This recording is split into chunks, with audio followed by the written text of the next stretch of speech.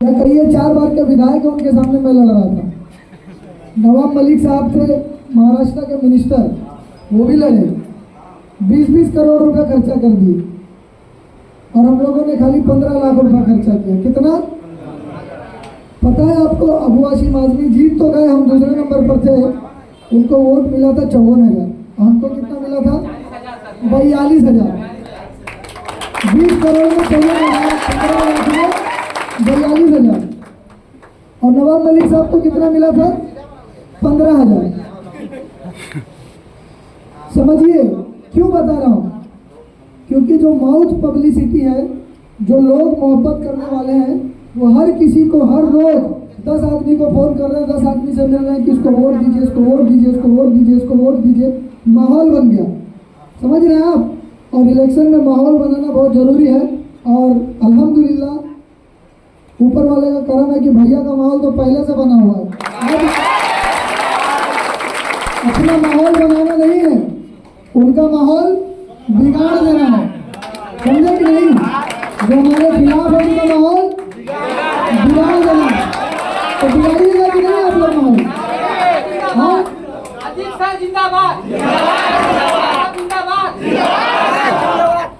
वक्त बहुत कम है, नहीं तो भोजपुरी में आप लोगों से बात करती हम। भोजपुरी बहुत बढ़िया बा, एक बार बोलिए था, बोला थी ना? हाँ, तायना का चल के गांव पर कैसे वोट डाले के? हाँ,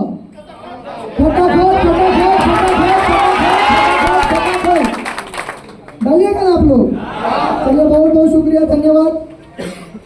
जय हिंद, जय महाराष्ट्र, जय बिहार। आपने कहा कि वहाँ पर माहौल बनाना है, अगर आप नजर उठा के देखेंगे तो यहाँ पर ही माहौल बन गया।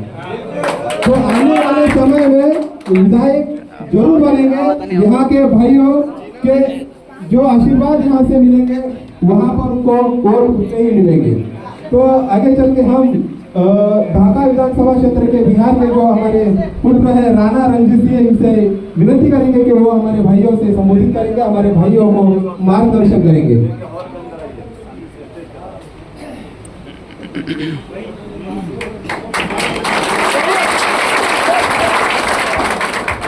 डर मुझे भी लगा फासला देखकर, डर मुझे भी लगा फासला देखकर, पर मैं बढ़ता गया रास्ता देखकर। डर मुझे भी लगा फासला देखकर, पर मैं बढ़ता गया रास्ता देखकर। खुद ब खुद मेरे नजदीक आती गई मेरी मंजिल, मेरा हौसला देखकर। आज बंबई जैसे महानगर में हम बिहारियों की इतनी तादाद, इतनी बड़ी शक्ति, इतनी बड़ी ताकत, इतने कम समय में मेरे भाई लड्डू शेख से लेकर के मौलाना साहब जो बलुआ एकता कमेटी के हैं, और तमाम मेरे भाई खास करके बलुआ गुआबारी के, ढाका विधानसभा के, नरकटिया के, बिहार के, ये सब लोग इतने कम समय में आए और आकर के इतना बेहतरीन माहौल बनाया। जैसे मेरे अतीक सर कह रहे थे कि भाई इतना पैसा वाला लोग चुनाव बम्बई में लड़ा, करोड़ों रुपए खर्च किया, लेकिन एक बिहारी 100 पे भारी लोग कहते हैं। हमारे भाई ने उसका एक एग्जाम्पल सेट करके दिखाया। लेकिन साथ ही साथ एक और नारा हम लोग हमेशा बोलते हैं और कहते हैं कि अब एक बिहारी 100 पे भारी तो है ही, लेकिन साथ ही साथ एक बिहारी सबका आभारी। ये सबको भाई मेरे महाराष्ट्र के भाई संबोधन कर रहे थे, तो कभी कभी जो नहीं जानता है उसके मुंह से कई बार सच भी निकलता है। कहते हैं ना कि बच्चे बड़े नादान होते हैं। तो भाई जो है विधायक आज ही बना दिया, तो भाई विधायक राणा रंजीत जी, तो कहीं ना कहीं एक हमारे भाई जिन्होंने दिल से अनजाने में ही सही, लेकिन जिसके लिए हम लोग आज एकत्रित हुए हैं, वो बात इनके मुंह से निकल गई और इंशाल्लाह ये बिल्कुल आपकी बात सही होगी। दोबारा हम लोग चुनाव जीत करके विधायक बन करके आएंगे, फिर आप ही संबोधन करिएगा और दोबारा जो है माला हम लोग आपसे पहनेंगे। स्वागत आपका कबूल। ये अच्छी बात है कि बिहारियों की ये सभा है और हमारे संबोधन हमारे महाराष्ट्र के भाई कह रहे हैं, कर रहे हैं। बिल्कुल हमारी रोजी रोटी के लिए महाराष्ट्र ने जिस तरीके से हमेशा साथ दिया है और हम सब लोग आते हैं, कुछ कमियां भी होती हैं, कुछ लोग राजनीतिक रोटी सेकने के लिए तरह तरह की चीज़ें करते हैं।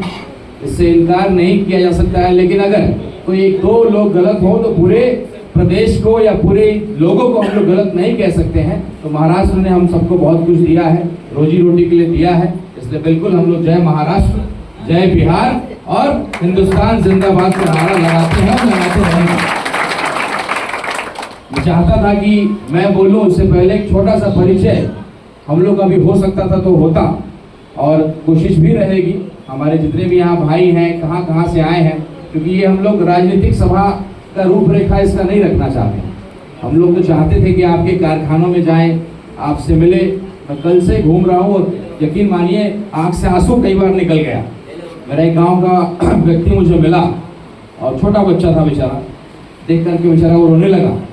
और अपने सपनों को पूरा करने के लिए हम मुंबई आते जरूर हैं, लेकिन हम पूरी तरह से अपने कमरे में खड़े तक नहीं हो पाते क्योंकि पंखा हमारे सर पे लग जाएगा। तो ये तकलीफ आप झेलते हैं कमाने के लिए, रोजी रोटी के लिए, और ये बड़ी हम लोग को कभी कभी गर्व का एहसास भी दिलाता है और साथ साथ बड़ी तकलीफ भी होता है। गर्व इसलिए होता है कि ढाका विधानसभा बिहार के हमारे लोग आज पूरे भारत में जो बैग का इस्तेमाल हम लोग कर रहे हैं या कई सारी कारीगरी का इस्तेमाल पूरा देश कर रहा है, उसमें हमारे बिहारियों का खास करके बैग की इंडस्ट्री में हमारा सबसे बड़ा योगदान है। ये हमारे लिए गर्व का विषय है। लेकिन अफसोस इस बात का होता है कि सारा कुछ हमारे पास, कला हमारे पास, कारीगरी हमारे पास, मेहनत करने की क्षमता हमारे पास, लेकिन हम लोग प्रदेश में आकर एक 6 फीट के जगह पे सोते हैं, खाते हैं, कमाते हैं, दिन भर 24 घंटा वहीं बिताते हैं। आप बम्बई में रहते हैं, गांव के लोग समझते होंगे कि आप कितने बड़े महानगर में रहते हैं, बड़ा मौज में रहते होंगे, बड़ा जो है ऐश में रहते होंगे, समुद्र के किनारे शाहरुख खान का बंगला, अमिताभ बच्चन का बंगला, ये सारी चीज़ें। लेकिन जो देखा जिस तरह के हालात हैं, जिस तरह का संघर्ष करते हैं, जिस तरह का आप मेहनत करते हैं, तो हम लोग इसी मकसद से आए थे। वोट एक बहाना है और उससे पहले हम लोग तो ये चाहते हैं कि एक एक व्यक्ति, लोकतंत्र की सबसे बड़ी ताकत है वोट देने का अधिकार।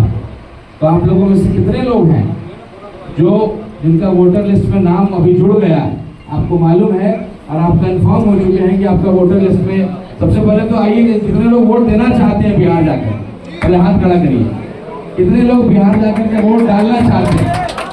हम सब लोग देखिए, अगल बगल किसी के हाथ में जो है दर्द हो तो उसको जरा मदद करिए। हम सब लोग वोट देने जाना चाहते हैं। आप किसको दीजिएगा नहीं दीजिएगा बात का विषय है, लेकिन पहला विषय यह है कि आपकी सबसे बड़ी ताकत है, लोकतंत्र की सबसे बड़ी ताकत है बाबा भीमराव अम्बेडकर जी ने हमें दिया। और हम लोग जिनके सिपाही हैं बैरिस्टर असदुद्दीन ओवैसी साहब, जो संविधान और लोकतंत्र को सबसे ऊपर रखते हैं। लोग कहते हैं, कल इंटरव्यू में एक भाई पूछ रहे थे, कट्टर मुस्लिम वाली पार्टी में आप क्यों चले गए? आप हिंदू हैं, राजपूत समाज से आते हैं और आप कट्टर मुसलमानों की पार्टी में चले गए। तो मैंने उनको यही जवाब दिया कि कट्टर मुसलमानों की पार्टी नहीं है, ये कट्टर संविधान को मानने वाली पार्टी है। एक ऐसा नेता जो संविधान को बखूबी जानता है, समझता है और उसके लिए लड़ने की क्षमता भी रखता है। ऐसे बैरिस्टर, हम लोग तो चंपारण की धरती से आते हैं, कई लोग मेरे चंपारण की धरती से आए होंगे। एक बैरिस्टर साहब हमारे, कितने लोग चंपारण से? चलिए, तो चंपारण की धरती से हम लोग आते हैं। एक बैरिस्टर आए थे, जो आए थे मोहनदास करमचंद गांधी बनकर के, लेकिन चंपारण ने उनको महात्मा की उपाधि दी और पूरा विश्व उनको जानता है महात्मा के नाम से। और कैसे शांति से क्रांति लाया जाता है कि उन्होंने पूरे विश्व को समझाया और बताया। तो ये हम लोग के लिए गर्व का विषय है। लेकिन कुछ भाई लोग हमारे ये भी मानते हैं कि अब चंपारण मटन के लिए भी जाना जाता है। चंपारण मटन भी बिल्कुल ठीक है, वो चंपारण मटन हमारे अतिथित्व का, कोई भी व्यक्ति आता है हमारे चंपारण तो हम लोग सुबह 8 बजे आए कि रात को 3 बजे आए, हम लोग खसी कटवा ही देते हैं और उनको खिला ही देते हैं। तो ये चंपारण वालों का प्यार है, ये चंपारण वालों का जो है अपने अतिथियों के लिए सम्मान है, इसके लिए हम जाने जाते हैं। तो कहीं ना कहीं एक बैरिस्टर साहब कुछ वर्ष पहले आज़ादी की लड़ाई लड़ने के लिए आए थे, मोहनदास करमचंद गांधी बनकर के आए, तो बैरिस्टर वो भी थे और गांधी की उपाधि लेकर के गए थे। दूसरे बैरिस्टर हमारे बैरिस्टर असदुद्दीन ओवैसी साहब पहली बार चंपारण की धरती पे आए, ढाका की धरती पे आए। वही ढाका जिसको कुछ साल पहले लोगों ने बदनाम किया था कि मिनी पाकिस्तान है। एक सांसद कह रही थी कि ढाका मिनी पाकिस्तान है और बगल में विधायक जी हंस रहे थे। जिस जगह से वो चुनाव जीत करके आए थे, एक शादी का वीडियो आप सब लोगों ने देखा, तो बगल में हंस रहे थे और वो कह रहे थे कि ढाका मिनी पाकिस्तान। हम लोगों ने बैरिस्टर साहब को बोला ऐसी ऐसी बात, उसमें वक्त को लेकर के लड़ाई हम लोग लड़ ही रहे थे और ऑपरेशन सिंदूर का भी माहौल बना हुआ था। उस समय बड़ी देश चिंता में थे और जब भी इंडिया पाकिस्तान का क्रिकेट का मैच हो या इंडिया पाकिस्तान का सरहद में तनाव हो, एक एक मुसलमान को संदेह की नज़र से देखा जाता है कि तुम किधर हो, आप किधर हैं, या इंडिया पाकिस्तान का क्रिकेट मैच हो या ये हो। तो ये हमारे बैरिस्टर साहब ने आकर के ढाका की सरजमी पे पाकिस्तान को लताड़ा, पाकिस्तान को उसकी औकात बताई और हिंदुस्तान जिंदाबाद का नारा तिरंगा साफा बात करके ढाका की सरजमी से एक एक मुसलमान जिसके ऊपर संदेह की नज़र से लोग देखते थे कि इंडिया पाकिस्तान का मैच हो या कोई युद्ध हो रहा हो, मुसलमान भाइयों को हमेशा से संदेह की नज़र से देखा जाता था। तो हमारे बैरिस्टर साहब ने मोर्चा को संभाला और बताया यहाँ का एक एक मुसलमान उतना ही देशभक्त है जितना एक एक हिंदू है या किसी और धर्म का व्यक्ति। हमारे एक एक मुसलमान भाइयों का सीना चौड़ा किया और केवल मुसलमान भाइयों का नहीं। जब मैं इस पार्टी में आया, मेरी पत्नी से लेकर के मेरे परिवार के, मेरे दोस्त, मेरे हित, हर एक व्यक्ति कहते थे कि अरे भाई कौन सी पार्टी में चले गए, किस पार्टी में चले गए, आप तो इतने बड़े सियासी परिवार से आपके पिताजी आते हैं, पिताजी आपके 20 साल मंत्री रहे, सांसद रहे, और ऐसे आदमी के बेटा को जो है ऐसी पार्टी में जा करके अपने करियर को खराब करना है, क्या कर रहे हैं आप, आपके करियर के ऊपर दाग लग जाए, आप कभी सफल नहीं हो पाएंगे। तो मैं लोगों को यही कहता हूँ और देख भी रहे लोग। तो खैर, जो मैं कह रहा था कि जो मेरे हिंदू भाई, मुस्लिम भाइयों का तो सीना चौड़ा हुआ है, लेकिन जब बैरिस्टर साहब ने एक मुसलमान होकर के और एक एक हमारे हिंदुस्तान के मुसलमानों की सच्चाई और उनके दिल के अंदर क्या है उसको बताने का चिल्ला करके पूरे विश्व को बताया, और एक एक हिंदू भी उस पर बहुत गर्व करते हैं। और जो लोग कहते थे कि भाई तुम किस पार्टी में हो, वही हिंदू भाई मेरे, वही मेरी पत्नी, वही मेरे परिवार, वही मेरे दोस्त, वो कहने लगे कि नहीं भाई, टेढ़ा है पर मेरा है, नेता जो है आपका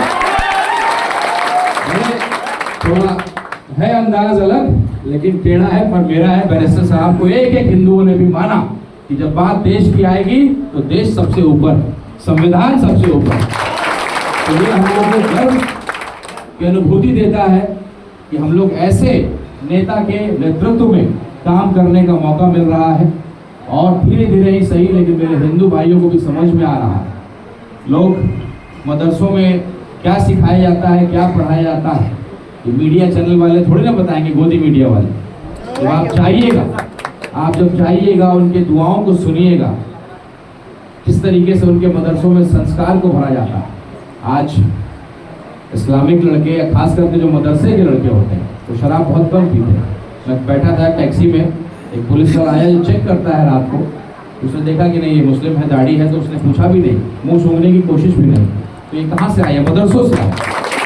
ये बातें आप जब जानिएगा, समझिएगा, जब प्रवेश करिएगा तब समझ में आएगा। दूर से केवल आप जहर फैला करके समाज को, हमारे देश को बांट करके राजनीति करने का जो प्रयास लोग कर रहे थे, तो हम लोग बीजेपी के सर्टिफाइड हिंदू नहीं हैं, हम लोग सच्चे सनातनी हैं जो एक एक धर्म, एक एक समाज के लोगों की चिंता करता है और सबको बराबरी का अधिकार दिलाने का प्रयास करता है। तो अपने मुस्लिम भाइयों को बार बार, ये हिंदू का भाई, आपका बेटा आपको आज़ान देता है और देता रहेगा कि आप अपनी क़यादत को समझिए। अब समय आ गया है, जब नमाज पढ़ने का समय होता है तो मस्जिद से आज़ान होता है। तो अब हिंदू इस बात को समझ रहा है कि आप कितने ताकतवर हैं, लेकिन सबसे मजबूत होकर के या सबसे मजबूर बनते चले जा रहे हैं। और सबसे पहले हम ही अपने लोगों को जो है गिराने का प्रयास करते हैं। आज जब ओवैसी साहब की बात आती है तो हम आपस में बिखर जाते हैं, हम ही कहते हैं कि अरे भाई कैसे होगा, ये है वो है, तरह तरह की बातें। आज अगर AIMIM का राणा रंजीत सिंह पहला विधायक, हिंदू के रूप में विधायक अगर हो जाता तो आप अंदाज़ा लगाइए कि न केवल बिहार, अगला यूपी में इलेक्शन होने वाला है, बंगाल में इलेक्शन होने वाला है, और किसी भी प्रदेश में जो इलेक्शन होगा, और जो इकलौता दाग जो लगाता है लोग ये पार्टी केवल मुसलमानों की पार्टी, ये दाग जो है अगर हम लोगों ने मिटा दिया तो इस पार्टी का क्या भविष्य होगा मैं उसको देख पा रहा हूँ। इसीलिए मैं इस पार्टी में बना हुआ हूँ, बड़ी ईमानदारी से, बहुत निष्ठा से और आगे बढ़ रहा हूं। लोगों ने कहा कि लोकसभा का चुनाव लड़ने आए हैं, हारेंगे तो भी भाग जाएंगे, जीतेंगे तो भी भाग जाएंगे, लेकिन हम लोग उतनी ही ईमानदारी, उतनी ही निष्ठा से और मजबूती से काम करते रहे और उसका फलस्वरूप ये हुआ कि बैरिस्टर साहब AIMIM जिसके 5 विधायक थे, तो छोटी मोटी पार्टी नहीं है, पहली बार लड़ती है 19 सीटों पे, 5 जीत जाती है। इसका शुरुआत इतना जो है बेहतरीन हुआ है। तो उस पार्टी के राष्ट्रीय अध्यक्ष मेरे विधानसभा में आकर के 6 महीना पहले एक अपने हिंदू भाई को वहाँ का उम्मीदवार घोषित करते हैं। तो कितनी बड़ी जिम्मेदारी मेरे कंधों पे उन्होंने रखा है, कितना बड़ा विश्वास मेरे ऊपर किया है। अगर किसी को भी लगता है, आपके विरोधी तरह तरह के लोग होंगे, तरह तरह की बातें कहते होंगे, उनको कहिएगा। और मैं जिस समाज से आता हूँ, राजपूत समाज से आता हूँ, और हम लोगों में एक कहावत है कि रघुकुल रीत सदा चली आए, प्राण जाए पर वचन न जाए। तो हम लोग जो सम्मान मिला है बैरिस्टर साहब ने, AIMIM ने, हमारे प्रदेश अध्यक्ष अख्तरुल ईमान साहब ने, आज सिद्धांत विहीन राजनीति में आज इधर आज उधर पलटू चाचा से लेकर के कई तरीके की कहानियां हम लोग बराबर सुनते रहते हैं। और वैसे आज सिद्धांत विहीन राजनीति में अख्तरुल ईमान साहब जैसे प्रदेश अध्यक्ष, ऐसे नेता के अंदर काम करना, ये हम लोग के लिए गर्व का विषय है। करोड़ों रुपए का ऑफर मिला, मंत्रालय का ऑफर मिला, लेकिन ऐसे व्यक्ति ने उसको लात मारा, ठोकर मारा और अपने नाम के ऊपर बिल्कुल खड़े रहे। नाम के पीछे भी ईमान है और वाकई में ईमान के पक्के। तो ऐसे नेता की सरपरस्ती में काम करने का मौका मिलना मेरे लिए बहुत गर्व का विषय है और ये शुरुआत हो रही है, हुई है। आज जो लोग कहते होंगे कि भाई विधायक, सांसद, नेता, ये बहुत छोटी चीजें हैं। विधायक, सांसद तो कोई बड़ी चीज नहीं है। मैं जब से पैदा हुआ तब से मैंने देखा, जब से पैदा हुआ लाल बत्ती, मेरे पिताजी मंत्री रहे, 20 साल सांसद रहे शिवहर से। आप सब लोग जानते होंगे मेरे पिताजी को, स्वर्गीय सीताराम बाबू को। मेरे भाई साहब भी विधायक रहे, मंत्री भी रहे, आज भी विधायक हैं। तो ऐसे परिवार से मैं आता हूँ कि ये विधायक, सांसद मेरे लिए बहुत बड़ी चीज़ नहीं है। हम लोग एक बहुत बड़ा लक्ष्य लेकर के निकले हैं, जिसमें हम लोग इतने बड़े समूह का नेतृत्व करते हैं, इतने बड़े समूह का विश्वास मेरे ऊपर बढ़ता चला जा रहा है। बम्बई जैसे महानगर में कोई मंत्री जी आ जाए, कोई विधायक जी आ जाए, जिस तरह का इस्तेकबाल आप लोगों ने आज किया, कल हम लोग बाइकला गए थे, वहाँ जिस तरह का इस्तेकबाल हुआ, इतने बड़े बड़े विधायक मंत्रियों का भी नहीं होता होगा। ये इस पार्टी इस पार्टी ने सम्मान मुझे दिया है और मैं अपने इस मन से बोलता हूँ कि मेरे तमाम हिंदू भाई, मेरे तमाम खास करके राजपूत भाई, आज आपके लिए कोई पार्टी नहीं बचती है। आज हर जाति की अपनी पार्टी बन गई है। मैं अगर मुसलमान भाइयों की लड़ाई को लड़ता हूँ तो ये मैं आपके ऊपर एहसान नहीं करता हूँ, मेरा स्वार्थ है इसके पीछे। मैं जिस समाज से आता हूँ, हमारी भी कोई राजनीतिक आज के डेट में कोई सम्मान नहीं है। सबसे पिछले पंक्ति में हमें धकेल दिया गया है क्योंकि हमारी जनसंख्या कम है। हम लोगों ने शहादत दिया है, हमारे लोगों ने सर कटाया है देश की लड़ाई में। तो हम लोग जानते हैं कि हम लोग मुख्यमंत्री नहीं बन सकते हैं, हम लोग की उतनी आबादी नहीं है और ना कोई समीकरण अकेले चुनाव हम जीत सकते हैं केवल राजपूत की बात करें। तो अगर मैं आपकी लड़ाई लड़ रहा हूँ तो इसमें मेरा कोई स्वार्थ है, क्योंकि अगर मैं चाहूँ कि कोई नया समीकरण बनाने जाऊँ तो आज यादव की अपनी पार्टी, कुर्मी की अपनी पार्टी, कुशवाहा की अपनी पार्टी, पासवान की अपनी पार्टी, मांझी की अपनी पार्टी, मिला जुला करके मुसलमान की कौन सी पार्टी या मुसलमानों का कौन सा नेता, राजपूतों की कौन सी पार्टी, राजपूतों का कौन सा नेता। तो हम लोग के बीच एक संबंध है, खास करके राजपूत भाइयों में और मुस्लिम भाइयों में एक सम्मान का संबंध है। हम लोगों ने आपस में अगर युद्ध भी लड़ा तो भी पीछे से वार नहीं किया है, लड़े भी हैं तो सामने सामने से लड़े। इसलिए एक दूसरे का एक सम्मान का संबंध हम दोनों में शुरू से, इतिहास गवाह है इसका, ये बना रहा है और आगे भी बना रहेगा। इसलिए आप देखिएगा कि हम लोग कभी भी ये भेदभाव हमारे समाज के लोग कम करते हैं। तो एक नया समीकरण करने का हम लोग प्रयास कर रहे हैं और इसमें आप लोगों के सहयोग से कामयाब भी हो रहे हैं। जिस तरीके का सम्मान आप मुझे दे रहे हैं, ये पार्टी मुझे दे रही है, लगातार हिंदू समाज के लोग इस पार्टी से जुड़ रहे हैं और मुझे पूरा विश्वास है कि जिस दिन हम लोग विधायक हो जाएंगे, विधायक के रूप में इस पार्टी AIMIM का एक विधायक हिंदू विधायक हो जाएगा, तो ये दाग मिट जाएगा और देखिएगा आप इस पार्टी की ताकत कितनी बड़ी हो जाएगी और जो कामयाबी होगी, जो इतिहास रचा जाएगा AIMIM का, जब खुद एक दिन बिहार में सरकार होगा, महाराष्ट्र में सरकार होगा, वो दिन और वो सपना हम लोग देख रहे हैं। अगर वो सपना पूरा करने का इतिहास जब पलटा जाएगा तो उसमें ढाका विधानसभा का नाम सबसे ऊपर है। इसकी शुरुआत किसने किया था? इस ऐतिहासिक काम की शुरुआत किसने की थी? हिंदू मुस्लिम एकता की शुरुआत किसने की थी? एक दाग जो MIM के ऊपर लगाया जाता था कि ये मुसलमानों की पार्टी है, इस दाग को मिटाने का काम किसने किया है? मैंने अपने ढाका विधानसभा के भाइयों को वादा भी किया। कई लोग बरगलाते हैं, कोई और सीट पे चले जाते हैं, क्यों यहाँ चले आए, ऐसा क्यों, अपने मधुबन में क्यों नहीं लड़ लेते अपने भाई के खिलाफ? तरह तरह के सवाल आपके पास भी आते हैं। तो उनको मैं यही बोलता हूँ कि देखिए, हम लोग कटवा पार्टी नहीं बनना चाहते। अगर मधुबन में भी अगर 1 लाख, 1.25 लाख, 1.5 लाख मुसलमान भाइयों की आबादी होती तो मैं वहाँ से लड़ता।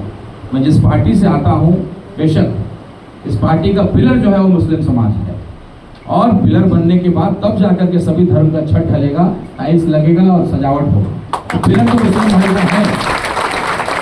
तो अगर जीतना है तो स्वाभाविक है कि ऐसी सीट से जीत लड़ेंगे जहाँ हम जीतने की क्षमता रखते हैं। RJD वालों की आंख में चश्मा लगा हुआ है घमंड का, अहंकार का, उनको नहीं दिख रहा है। इसलिए हमारे प्रदेश अध्यक्ष जी के साथ हम लोग जाकर के ढोल डंका बजा करके फिर समझाने का प्रयास किया। हम लोग एक कविता के माध्यम से लगातार उनको कहते थे, यदुवंशी भाइयों के लिए, वो लोग खास करके कृष्ण भगवान को मानते हैं, बार बार एक कविता रामधारी सिंह दिनकर जी की कविता हम लोगों ने सुनाई कि दे दो केवल 5 ग्राम, रखो अपनी धरती तमाम, दुर्योधन वो दे न सका, आशीष समाज के ले न सका। तो कहीं ना कहीं हम लोगों ने अपना प्रयास किया कि भाई सेकुलर वोटों का बिखराव ना हो, और जो लोग आएगा उसको कहिएगा कि आप BJP को ना हटाना चाहते हैं। अरे आपका मकसद भाजपा को हटाना है ना। तो MIM जब जीतेगा तो क्या भाजपा जीतेगा? क्या MIM को जिताइए। आपने RJD का ठेका क्यों ले रखा? आप जब पतंग के निशान को दबाइएगा, चाहे वो राणा रंजीत हो या कोई पासवान का बेटा हो, कोई मांझी का बेटा हो या कोई मुसलमान का बेटा हो, नेता कौन है हमारे? बैरिस्टर सुदीन ओवैसी साहब। सदन में शेर की तरह कहा तो ये वोट उनको जाएगा। लेकिन अगर आप दे रहे हैं दूसरे किसी को तो जाएगा। नेता कौन बनेगा? मुख्यमंत्री कौन बनेगा? लालू जी के परिवार के तेजस्वी यादव जी बनेगा। वो आपके नेता नहीं है, वो नहीं बन भी नहीं सकते। इतना बड़ा कार्यक्रम हुआ राहुल गांधी जी का, उस जीप पे एक भी मुसलमान का बेटा था? इतनी सभाएं होती हैं, एक भी मुसलमान का बेटा पहली पंक्ति में दिखता है किसी कार्यक्रम में? लोग कहते हैं ना, अरे तो भाई अब्दुल हमारा तस्वीर खींच रहा था ना, इसलिए नहीं मंच पे दिखा, हम लोग के फ्रंट में नहीं दिखा। तो जो लोग भड़काते हैं, बताते हैं, समझाते हैं कि भाजपा चली आएगी, उनको कहिए कि भाई MIM को जिताइए ना। तो भाजपा की सबसे बड़ी लड़ने वाली, अगर ईमानदारी से बोलने वाली पार्टी तो MIM। इंडिया पाकिस्तान मैच के खिलाफ किसी की बोलने की हिम्मत हुई? किसी की हिम्मत नहीं। बैरिस्टर साहब ने बोला, हमारे दिल्ली के जो प्रदेश अध्यक्ष हैं वो जेल तक गए उसके लिए, विरोध प्रदर्शन में। तो ईमानदारी से बोलने और लड़ने की क्षमता सब में नहीं है। बाकी लोग अपना ED CBI का गुणा गणित नापते हुए, समझते हुए ही कुछ बोलते हैं। अभी 3 लोगों ने क्रॉस वोटिंग कर दिया उपराष्ट्रपति के चुनाव में। तो कौन है पीढ़ी? तेजस्वी यादव जी जाते हैं पूर्णिया में, कहते हैं कि इंडिया को जिताओ या NDA को जिताओ, तीसरा को मत जिताओ। खुद अपने मन से कह रहे हैं कि इंडिया या NDA। तो पी टीम कौन हुआ? मुकेश सहनी जो मंत्री थे भाजपा में, उनको आप लेकर के आइएगा, उनको आप अपने संगठन में जोड़िए, पार्टी में गठबंधन करिए और डिप्टी CM बना दीजिए। पशुपति पारा जो केंद्रीय मंत्री थे वो भी टीम के नहीं, लेकिन MIM वाला लोग जो है बी टीम का हो। MIM का कोई कार्यकर्ता टूटता भी है तो कहाँ जाता है? RJD में गया। लेकिन आपके विधायक तो जाकर के NDA और भाजपा में शामिल हो जाते हैं। एक थर्मामीटर पता नहीं कहाँ से खरीद के लाते हैं ये लोग। अगर मिलता होगा बम्बई में तो 3 टीम वाला थर्मामीटर जरा हमको भी दिखाइएगा, हम लोग भी खरीदेंगे। जरा RJD वाले के जरा चेक करें तुम्हारा थर्मामीटर, हम लेके आए हैं 3 टीम वाला थर्मामीटर। जितना RJD का लोग होगा उसके कन्ना में घुसा के चेक करेंगे, पी टीम निकलेगा वही लोग। पीछे से जो है पी टीम का काम वही कर रहा है। लोग चाहता है हिंदू मुसलमान की लड़ाई हो, उससे फायदा 2 ही पार्टियों को होता है। एक भाजपा वाले को हिंदू मुसलमान होगा, बिना कोई काम के सारा हिंदू का वोट उनको मिल जाएगा, और दूसरा हिंदू मुसलमान होगा तो RJD वालों को पूरा मुसलमान का वोट मिल जाएगा। मुसलमान की गलियों में वोट तक मांगने नहीं जाते थे।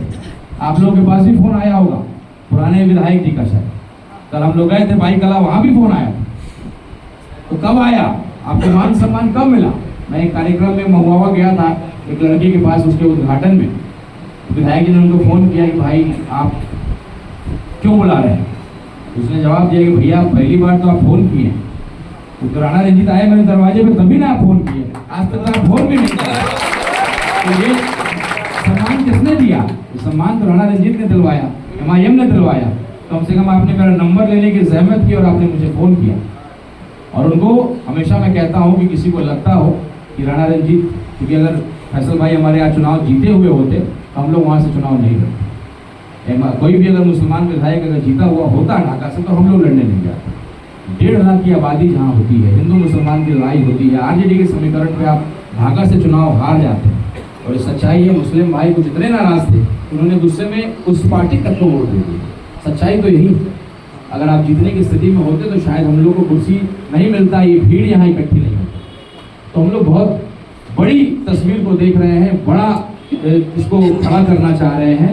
और अपने ढाका के भाइयों से बार बार कहता हूँ कि अगर किसी को लगता हो कि मैं एक सीट मुसलमान को डिस्टर्ब कर रहा हूँ तो एक राजपूत का बेटा का वादा है, एक के बदले 10 मुसलमान विधायक जिता करके दूंगा।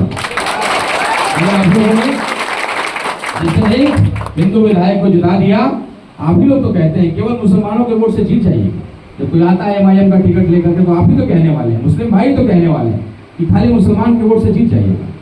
तो कहीं ना कहीं हम लोग को शुरुआत तो करनी पड़ेगी। अगर ये शुरुआत हम लोगों ने कर दिया तो ये दाग अगर मिट गया तो इस बार 24 विधायक जीत करके आने का हम लोगों ने लक्ष्य रखा है। और देखिएगा इस बार AIMIM के बिना बिहार में सरकार बनने नहीं जा रही। और इस बार हमारी वजह से सरकार बनेगी। और अगली बार जब राणा रंजीत सिंह जैसा कोई दलित भाई विधायक बनेगा तो अकेले बिहार में सरकार बनाने की क्षमता भी हम लोग रखते हैं। एक शुरुआत होगी और ऐतिहासिक शुरुआत का जो है गवाह बनेगा ढाका की धरती। मुझे पूरा विश्वास है केवल ढाका और बिहार नहीं, पूरा देश ढाका के चुनाव को जानता है।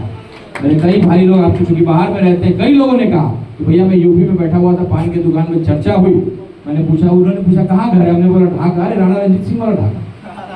एक जगह पंजाब में मेरे भाई बस में बैठे हुए चर्चा हुई, तो वैसी बात कहाँ गाँव कहाँ घर, उसने बोला ढाका। तो ऐसा ओवैसी साहब जहाँ तिरंगा साफा पहन करके पाकिस्तान मुर्दाबाद के, तो वो वाला ढाका।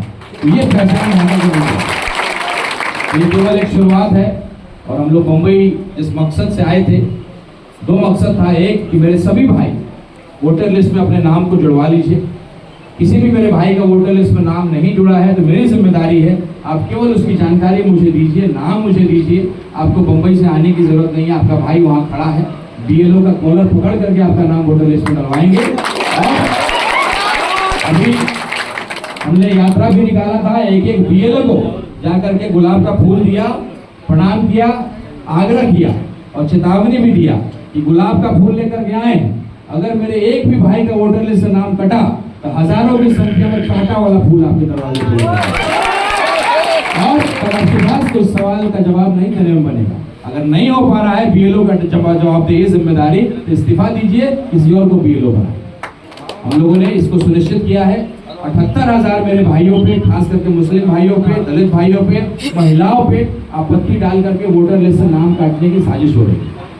तो हमको उस साजिश को हटाना है, क्योंकि दोनों विधायक पूर्व विधायक बेचारे बेचैन हैं, बौखलाए हुए, परेशान है, ईमानदारी से चुनाव जीतने नहीं जा रहे। जिस तरह का माहौल बनता चला जा रहा है, और आप देखिएगा चुनाव से पहले इंशाल्लाह हम लोग की जीत लगभग डिक्लेयर हो जाएगी। और जैसे हमारे बैरिस्टर असदुद्दीन ओवैसी साहब का 2-3 दौरा और ढाका में लगेगा, तो उन्होंने बोला है भाई आपके लिए जो करना होगा मैं करूंगा, और शेरवानी हैदराबाद से सिलवा करके भेजूंगा। शपथ ग्रहण जो है हैदराबाद की बनी हुई शेरवानी से हम लोग करेंगे। और आप सब लोग जितने भी हमारे 24 विधायक जीत करके आएंगे, बिरयानी हम लोग हैदराबाद में एक साथ खाएंगे, वही शेरवानी खाएंगे। तो ये इतिहास रचने की तरफ हमारा ढाका विधानसभा है, एक शुरुआत है। और आप अपने इस हिंदू भाई पे विश्वास रखिए। सीताराम बाबू को आप जानते हैं, मेरे पिताजी को आप जानते हैं, आजीवन एक पार्टी में रहे और अपने कभी भी अपने सिद्धांत से समझौता नहीं किया। मुतीउर रहमान साहब, सीताराम